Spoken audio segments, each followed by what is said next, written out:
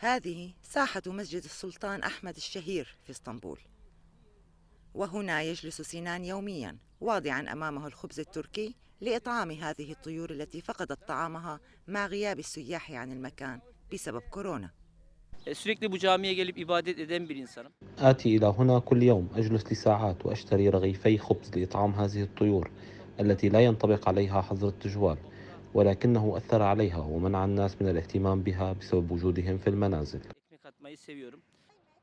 أستاذ المدرسة الذي جعله كوفيد-19 يعطي طلابه الدروس عن بعد يتكلم عن نظرية خاصة به حول فيروس كورونا، ويقول أنه صديق للحيوانات التي لا ذنب لها بوجود هذا الفيروس. Belki benim için bir şans. أهتم بكل الحيوانات التي أجدها في الشارع، وبعد أن أصبح كورونا الشغل الشاغل للناس، فإن هذه الحيوانات المسكينة أصبحت شبه يتيمة. لا أخاف من الإصابة بالفيروس، لأنني هذه الأيام لا أتعامل سوى مع الحيوانات وهذه الطيور، وفي بعض الأحيان أشعر أنها تفتقدني إن تأخرت عليها. Dükkanların kapalı olması.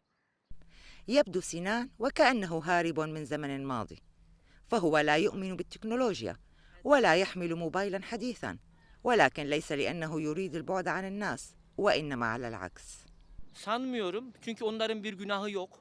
Onların الموبايلات الحديثة والتكنولوجيا الزائدة والحروب المنتشرة أدت إلى بعدنا عن بعض وإلى ازدياد القسوة في العالم، ولعل كورونا يعيد الناس إلى رشدهم ويجعلهم يفكرون في أهمية التسامح ومساعدة بعضهم. çıkarmayan ve bunun شوارع وساحات اسطنبول شبه خالية من الناس، وفيروس كورونا الذي أخاف العالم بأسره لم يستطع إخراج الحيوانات التي لا تزال بحاجة لمن يهتم بها من تلك الشوارع.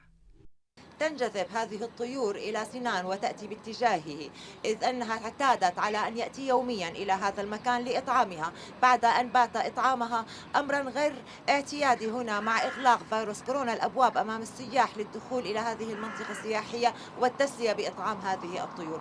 سنان يرى أن الاهتمام بهذه الحيوانات وبهذه الطيور تحديدا هو مهمة لابد من أدائها. هنادي الخطيب، الحرة، اسطنبول.